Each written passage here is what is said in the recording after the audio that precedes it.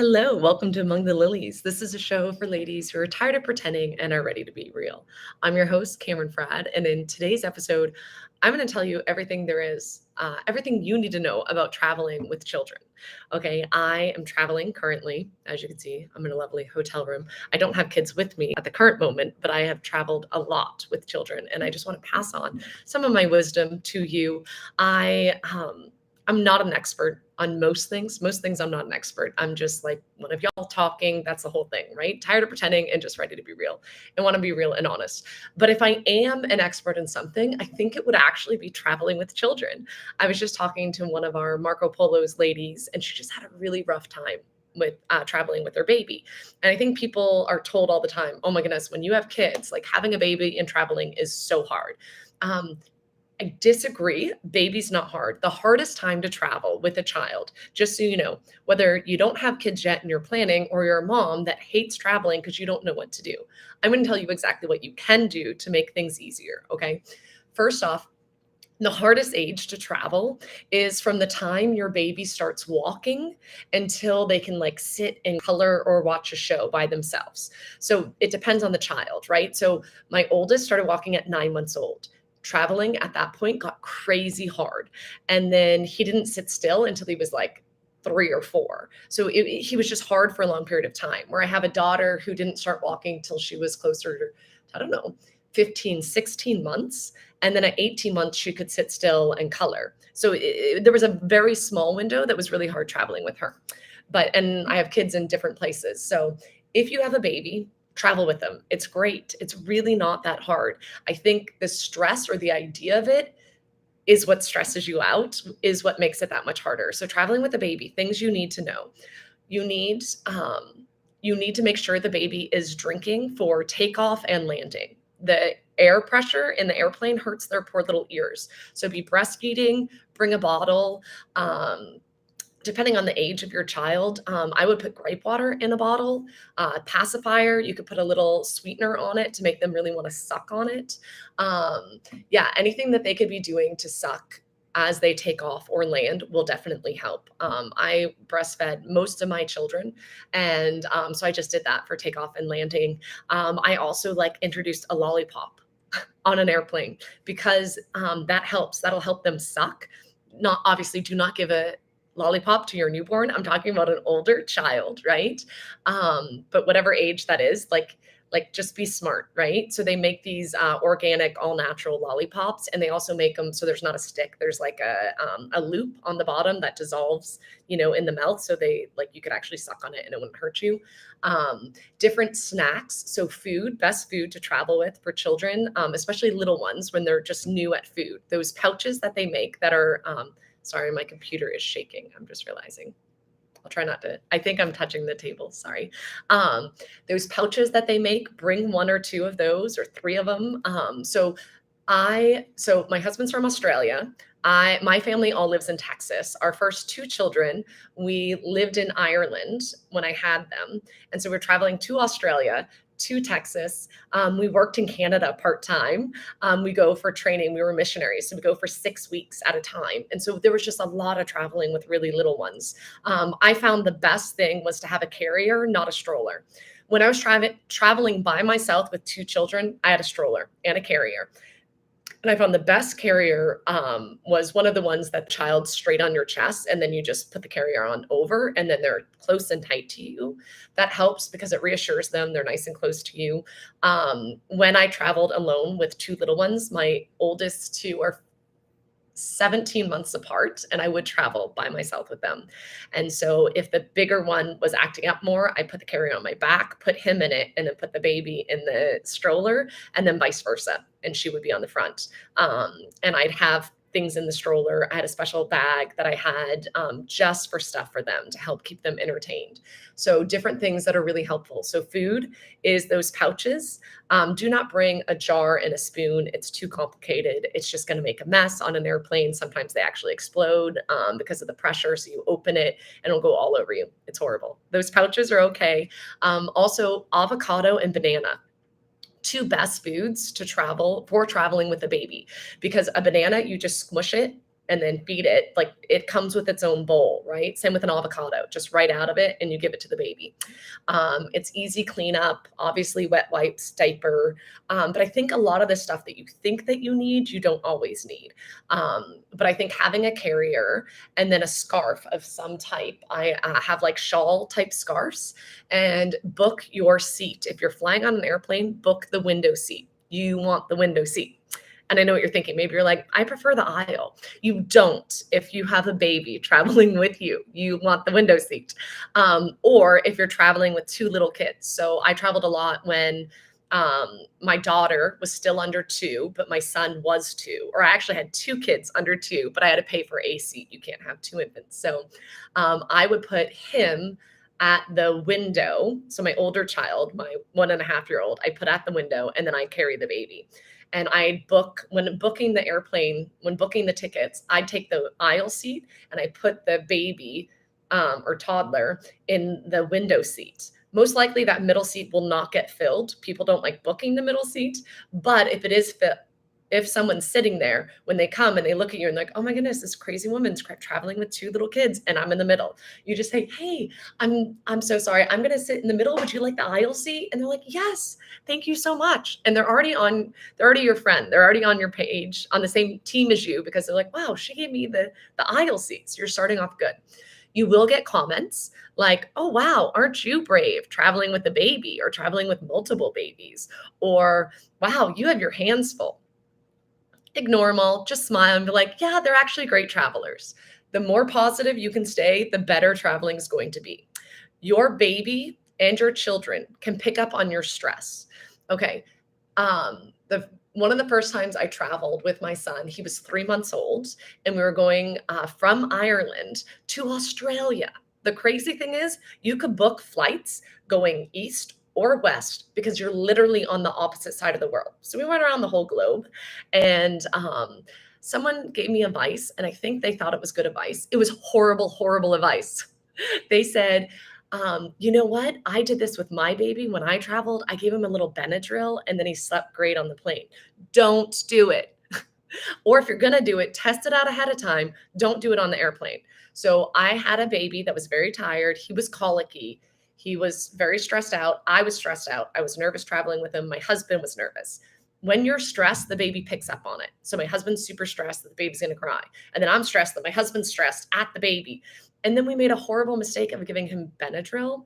And for our son, he just fought it. He just fought his sleep. It was absolutely horrible. It was so bad. And he was just screaming and he was upset. On international flights, they have like these little trays that fold down and there's like a box, a baby crib for you to put the baby in, which is super convenient. And I highly recommend using it. But just do your normal routine. Don't try giving them Benadryl to make them sleep. Unless you've tried it in the past and it works, then go for it. I never did it again with any of my kids because this was such a bad experience.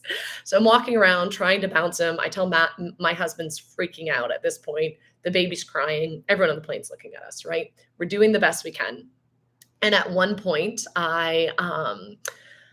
I knew I was stressed, but I was like, Matt, you're stressed. Stop, And I was like trying to calm him down. And this woman came up to me and she was so lovely. And she just smiled and she's like, hi, I'm a mom of 5. Can I help you? I was like, yes, please. And she's like, do you want me to take your baby? I'm like, yes, please take my baby. Totally handed my baby to a complete stranger. And you know what happened? He calmed down. He calmed down because she was not stressed. So I sat down. She was like probably 4 rows ahead of us. And she sat down with the baby and was like, what's his name? I'm like, Liam. His name's Liam. And I just started crying. I sat in my seat. And I just had a good hard cry for probably 5 minutes as this woman held my baby, calmed him down. And then I was done crying. And I was like, okay, I can do this. This is going to be okay. I calmed down. I got a glass of wine. I'm not gonna lie, I totally got a glass of wine. The stewardess, I don't even think I asked for it. She just brought it to me. The flight attendant's like, here you go, mom. You look like you need this. I'm like, thank you. Had my glass of wine, took a few deep breaths. This random, really nice woman had my baby for, I don't know, 5 or 10 minutes, but it was enough time that I reset myself and I was able to get my baby back. And I was like, thank you so much. And she's like, hey, I'm here. If you need it again, I'm more than happy to hold him. He's so adorable. He's so cute. And I was like, thank you so much. And I went back and I said, I'm going to be that woman to someone one day. And I've been that woman to so many people, and I love helping moms travel with babies. And so just know that you're not alone. It is kind of stressful, but if you're stressed out, your baby's going to pick up on it and it's going to make it so much worse for you. And I've seen women traveling by themselves with a baby in a carrier and a stroller and a massive diaper bag and a suitcase. And it's just them and the baby. Don't do it. That's too stressful. You don't need all that stuff. Okay. You need a diaper bag, maybe about this size. This is the perfect size for your flight, especially for domestic. But I think even international, that's what I bring. Maybe I'd have two of those for international, one of stuff for me and one of stuff for the baby or small children. Okay. So once they make these great things, so once your child is old enough that they can draw. Oh, okay. I said sit by the aisle, sit by the window. So if you're traveling just by yourself with a baby, book the window seat because just opening and closing the blind and looking outside, pointing at trees, different things, lots of entertainment right there. And the baby can touch and open and close the window. It's not going to bother anyone. Letting them bang on the tray in front of you, not okay. You can't do that. Okay. It's not fair to the person sitting in front of you. Unless you happen to not have anyone sitting in front of you, then it's fine. I go to the dollar store. The dollar store will help you a lot. Okay. I go to the dollar store. I get, depending on my flight and how long it is, I get anywhere from 5 to 10 things from the dollar store. And these are like new things. And then I wrap them. Okay. Sometimes it's like little figurines that the kids can play with. I wrap it in wrapping paper because that's part of it, right? So you're on the plane, your baby, you eventually get to the point more this is more toddlers. Your toddler just gets to a point and they're just done, right? And you're like, "Oh gosh, what am I going to do?" Pull out one of your magic things and be like, "Oh, look, mommy got you a present." Hand the baby a present. They're so excited, toddler, more toddler, not like itty bitty baby, right? So your toddler, this also works for like a 6-year-old. So from toddlers to probably 10, I do this. Um, you know what? I don't do it now. I kind of do it with my 7-year-old. Okay. So depending on your child's age, my girls are great, easy travelers. They've traveled all their life. I don't do it for them, but my 7-year-old, he's also a great traveler. But when we went to Australia, I did do this. We flew from here we flew from Georgia to San Diego to LA to Sydney or Brisbane, and then from there to South Australia. So it's a lot of traveling. Um, so I did have, he had his own backpack and I had multiple things wrapped in there for him, brand new toys that were just fun. Things that are really good, depending on the age of your child again, but like Play-Doh or Silly Putty. Silly Putty doesn't make a mess, but you can make all those little balls and then put them together, build things. They make those little stick hand things where like you can hit it on the window and it sticks and you let go and you laugh. It's like, or they make these little men where they're sticky hands and sticky feet and you put on the window and it flips down. These are cheap toys that you're going to throw away. They sometimes don't even make it off the airplane, but it'll buy you sometimes 10 minutes a piece, sometimes an hour. Another thing is the Crayola does these mess-free drawings. So it's like a marker that only draws on the paper. So when you draw on the paper, the colors come out. It's beautiful. But if your kid accidentally takes it and draws on the seat, it's not going to ruin the seat. It's clear. It's not a big deal. So even if your kids, if you're like, okay, wait, they're drawing. This is also great. Yes, these are great things. The sticky hands are great for road trips too. Yes, a lot of this, I'm kind of talking about airplane right now, but a lot of this also works on road trips. And I'll go to road trips in a minute, but I'm going to stick for airline travel right now. Because I told one of our, I think it was Claire, one of our Marco Polo patron members just traveled and she said it was stressful. And I was like, oh, next time, here's some tips. And she's like, why didn't I think of asking you? I need this. So I'm mainly doing this video for her, but all you other moms that need to know these hacks.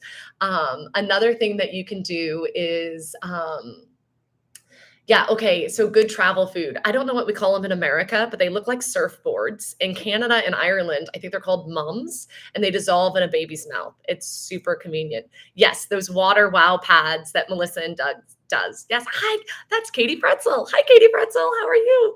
I miss you. Yes, I love those. So they make pens that you can draw with, but they also make paint brushes. And so it's like a refillable one, and you paintbrush and the picture appears and it's super fun. And all you need to do is add water. It's super easy.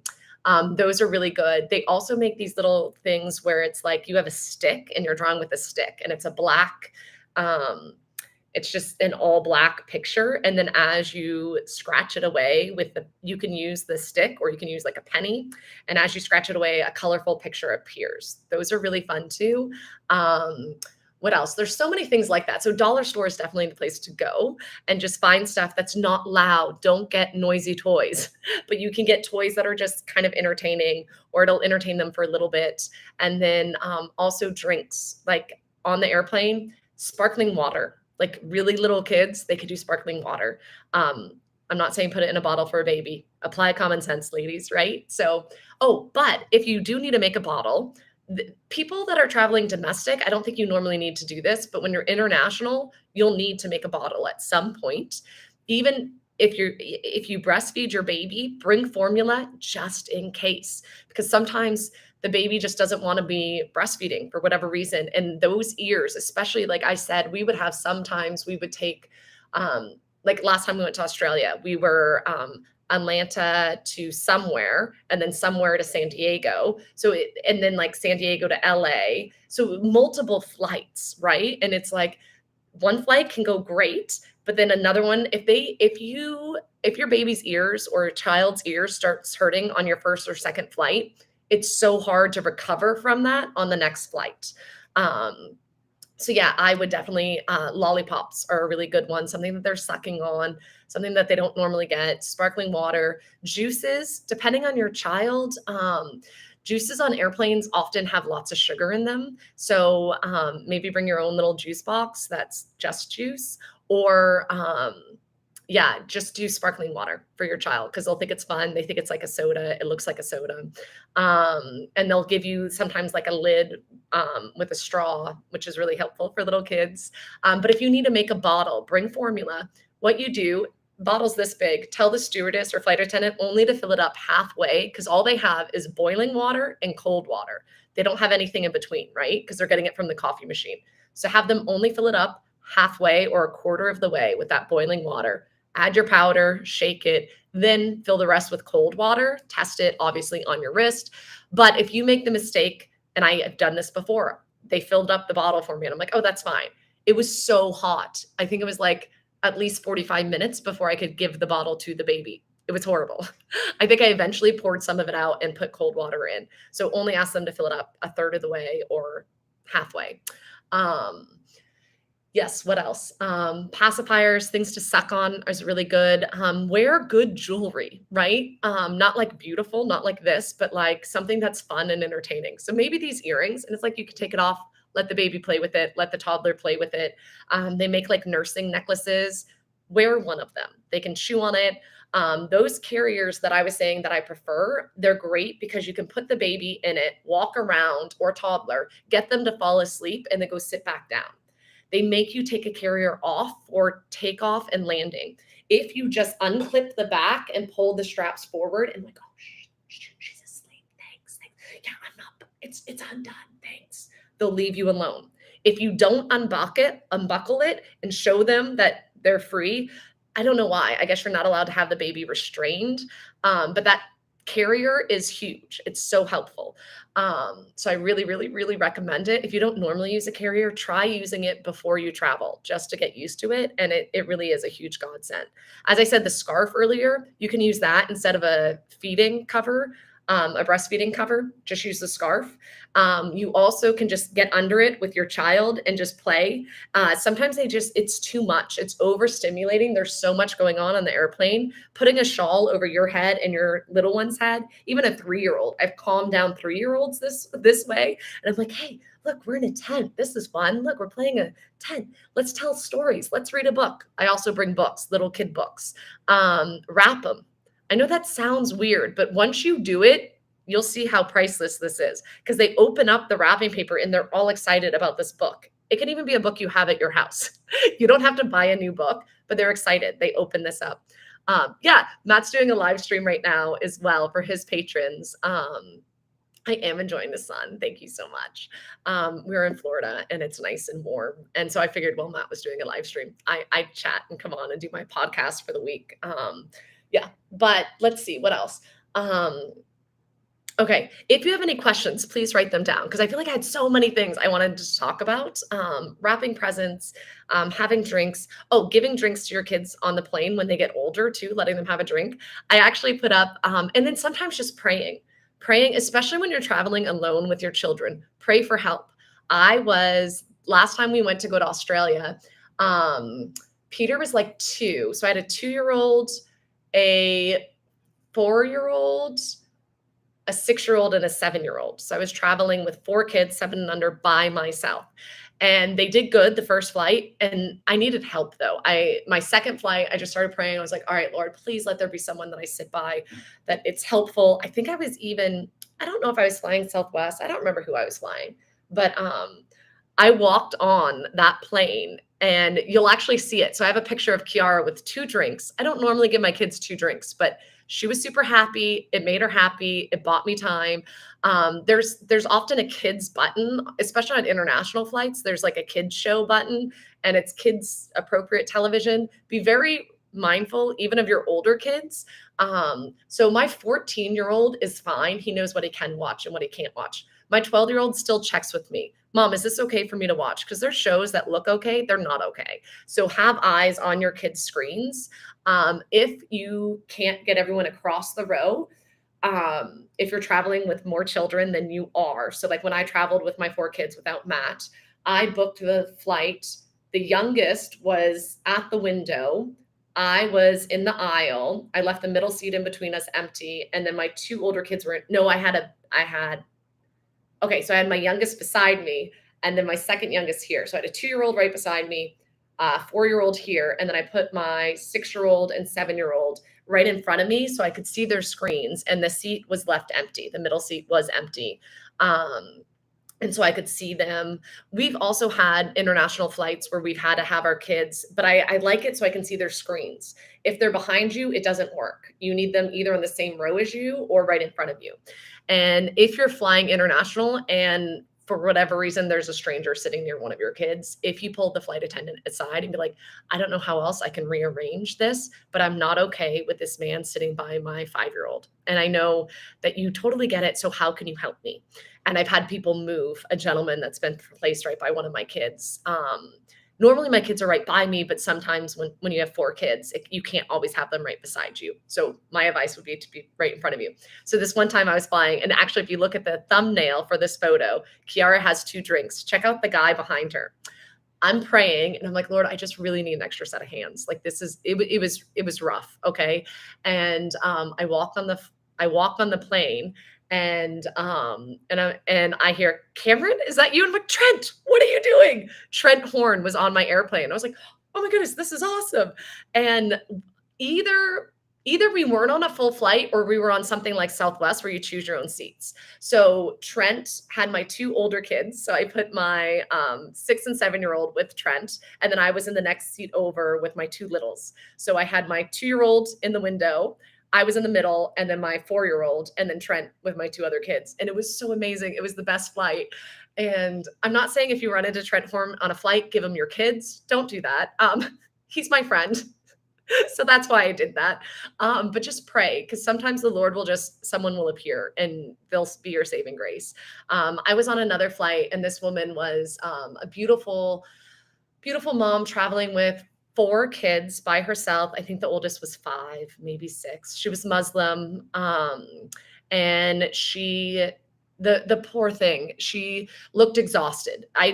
Her English was very broken. I think she was already traveling internationally, and then this leg, I think it was domestic, but she looked like she had already been traveling all day. The flight attendant tried helping her. She had a baby that was screaming, crying, probably close to a 2-year-old. It's hard. That 1.5 to 2.5 is really hard. So this baby's in that big baby, so probably closer to 2, having a really hard time. The flight attendant tried to help her, didn't work. I went over, I could tell she was just done. And I was traveling with a couple of my kids, and I went over and I was like, can I help you? And she's like, he just doesn't like anyone. I'm like, can I try? I'm really good with kids. She's like, he's overtired. I'm like, let me try. So I get him, I'm bouncing him. He almost falls asleep. If you shush a baby in the ear, shh, shh, shh, shh, shh, It helps even toddlers. I'll pray the rosary and I shush the whole rosary. Hail Mary, full of grace, the Lord is with you. Blessed are you. I do that. That's what I did with this baby. Almost fell asleep. I went back to the mom. I was like, could I use your carrier? I think I can get him asleep. And she's like, oh my goodness, yes, please. So I put her carrier on me. I get the boy asleep and I'm singing I think I prayed the whole rosary with them in the back. And I could see my kids we were in the back of the plane. Book your spots closer to the back if you're going to be on a really long flight too. It helps because you can walk back there with little ones, and it's helpful.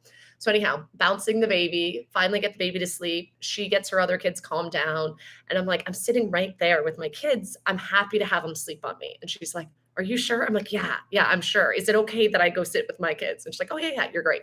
So I go sit with my kids and I just have this baby. And if you lay back, you know the position that you got to stay in, right? And if the baby starts to wake up, you just start bouncing or you get up. So my kids, I had a bunch of goodies packed. I think it was around Christmas time. Some of the things were Christmas cards in our bag. And I think there was a picture of my family, one of the Christmas cards. So I brought some crayons and some little toys back to her other kids, gave them to her to color with. And she was so appreciative and her kids were so excited. I was like, no problem. I've been there. Afterwards, I had the baby most of the flight, which was fine. My kids admired the cute little baby. When he woke up and I went to give him back to her, she just kept thanking me. And she's like, God bless you. God bless you. Merry Christmas. Merry Christmas. Like it was right near Christmas time and her English wasn't very strong, but it was like this, oh, God bless you so much. She wanted to convey this thank you to me. She's a Muslim woman. She doesn't celebrate Christmas, but she knew that I was a Christian woman. I'm assuming, I don't know if I had a crucifix on or a cross, or maybe the card probably said Merry Christmas. But she wanted to convey that and just like, Merry Christmas, thank you, And I was like, all right, yes. Okay. Would I let my kids sit by a woman? Okay. So here's the thing, on a domestic flight, yes. International, no. I want my kids by themselves or with me. So what we normally do for international, because international, you're going to need to sleep at some point in time. So what we normally do, so for domestic, yes, they can sit by a random woman. That's fine. But I want to be able to see them, right? But and even if they're by a random man, like I have them so they're by the window and I can see the whole time, right? So either they're by me here and I can see, or I'll scoot over one, so I'll be these two and the random man's here, But international, you're going to be sleeping at some point in time. International flights are not often completely packed. Oftentimes the middle seats are empty and there's other empty seats. So on an international flight, I ask the stewardess for help, or oftentimes the person volunteers. They're like, oh, these are your kids.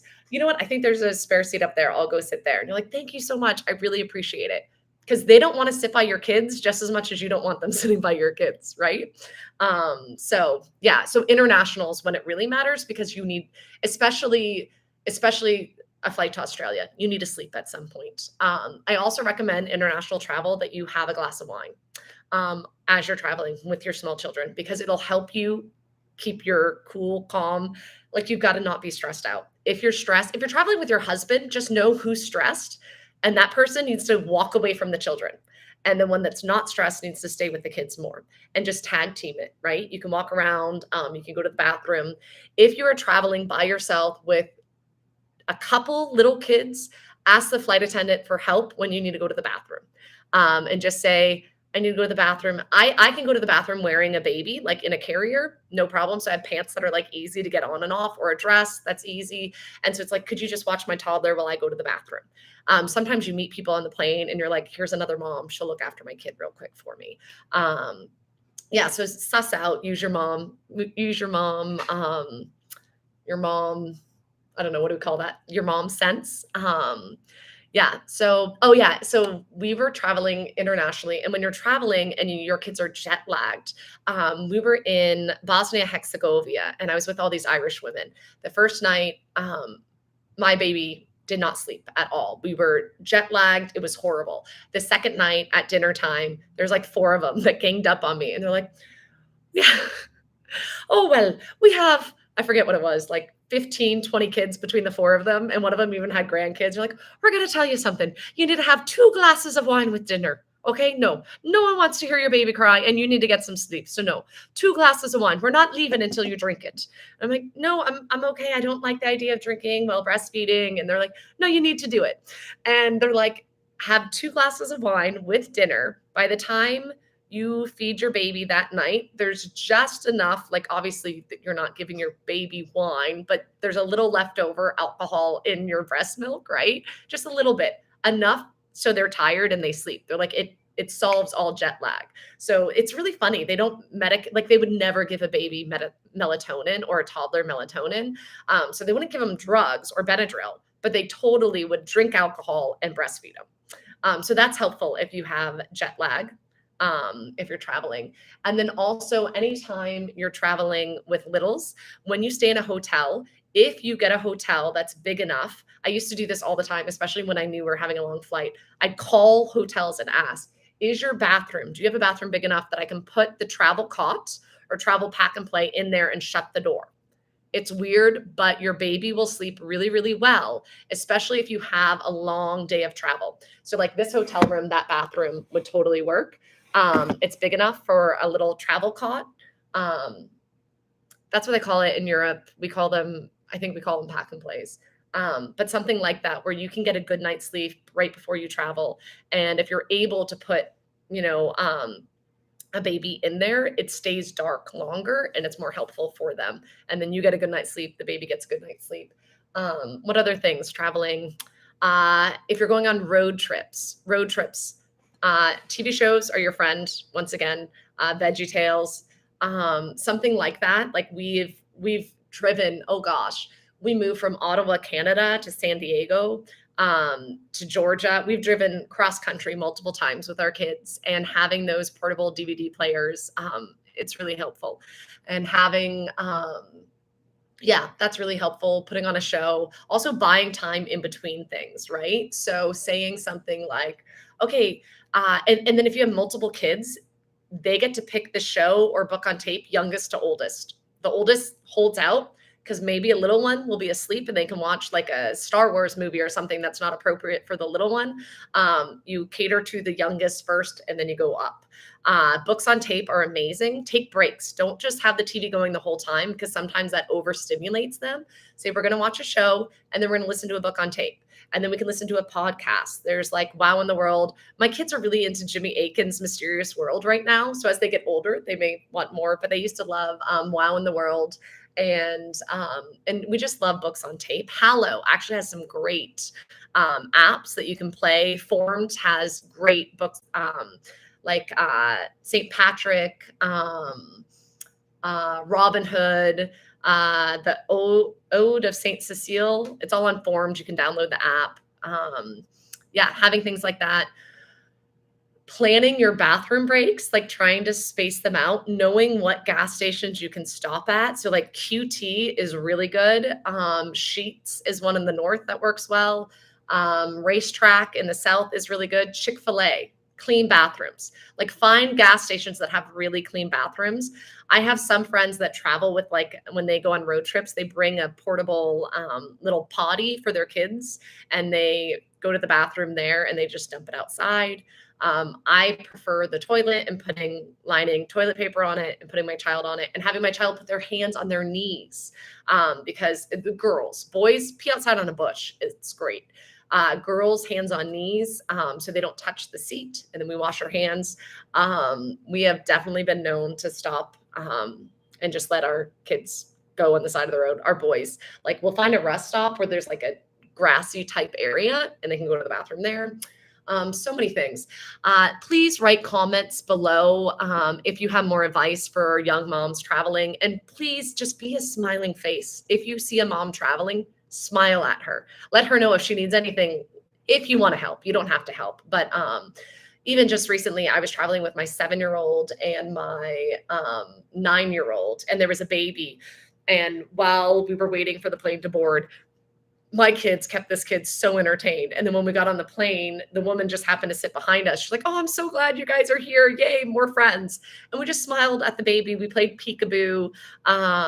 Yeah, I think just trying to be kind to other moms that are traveling as well. Or if you're a gentleman watching this, helping with suitcases is huge. I've had guys offer when I had a lot of littles, be like, "Oh, ma'am, I'll carry it off the plane for you. Do you want me to do that?" I'm like, "Yes, please. Thank you so much." Don't be afraid to say yes to help. And you've got this. Remain calm, and you are so much better at traveling. Yes. Oh my goodness, that's crazy. Yeah, no, it's hard. It's hard when you're traveling with all your luggage. Check your bags as much as you can and condense down and get bags that stack on each other. That also helps. And sometimes getting a little wheelie suitcase for your child, probably from like 4 on up, is actually really helpful. We did that when we went to Australia. And it was only we had a 3-year-old maybe, and that one I carried their suitcase. But otherwise, my kids, even 4 years old, they want to be in charge of their suitcase and they like carrying it through the airport and they do it pretty well. They make some suitcases that the kid can sit on and hold on. But you've got this. You really, really, really do. Traveling, if you're prepared, isn't that bad. It really isn't. But the main thing is that you remain calm and know that if you're stressed, the baby picks up on it. And so to hand it off to someone else, if you're traveling with someone else, whether it's a friend or your husband, tag team. And so you can get some rest and calm yourself down. I have friends that struggle with anxiety and stress, and they take something when they travel with their kids because they know that that'll help them. Yeah. And kids, like, things are fun. Like if you look at traveling through the eyes of your kids, like my kids love, we used to live in Atlanta and they're like, "Oh my goodness, are we gonna go on the train thing?" They love the little tram that goes around the airport. Like they thought that was fun. And it's like, "Yeah, we'll ride that." "Sure, you want to go on the escalator ride? We can do that. If you're really good on this next flight, we'll go up and down the escalator 5 times." No kidding. I actually did that and it worked really well. And we went up and down the escalator 5 times. And you thought that I took them to like Disney. They thought it was so much fun. Our kids have never been to Disney, but they go on escalator rides and elevator rides and all sorts of fun things at airports. And yeah, no, that's my main tips for you for traveling with little ones. I hope it's been helpful. As I said before, as I think of more things, I'll write it down below. And if any of you, especially you moms that are putting in your 2 cents on the side, yeah, packing food is also very helpful. Anything else that you know that is helpful, write it in the comments below, so other women that watch this video can know what they need to do. And God bless you, mom. Main thing is stay calm and pray. Pray, pray, pray. So as I said, I prayed and then Trent Horn showed up on the airplane. So maybe that'll happen to you. I don't know. He's a really good travel companion. Trent's totally going to kill me if a mom's like, "Hey, can you hold my..." Actually, he wouldn't. He would totally hold your baby. If you're a mom on an airplane and Trent's on it, he'd totally hold your baby. I'd say Jimmy Aiken too, because he's great with kids, but he doesn't like to fly. If you ever see me or my husband, we'll happily hold your kid, no problem. We always have other people's babies at church. That's just what we do. It's a gift. I love helping other people. I can't even tell you how many women I've held their babies or chatted with them when they've been flying, because I think when you get used to traveling, like my kids are really used to traveling, they do really well, and so it's easy to be able to help someone else. And even if you're traveling and you're like, "I don't have anything to give this mom," if you have like a pen in your bag, give her a pen and a piece of paper for the baby to scribble on, or toddler, not like itty bitty baby, but like toddler age. That can entertain them and that can help a lot. And gum, bring gum for your older children for their ears too, so they're chewing. Gum's helpful. Dried fruit is really helpful too. So yeah, anyhow, hope this was helpful. God bless. I will pray for you and your traveling endeavors. Endeavors? Endeavors. That's the right word. All right. God bless.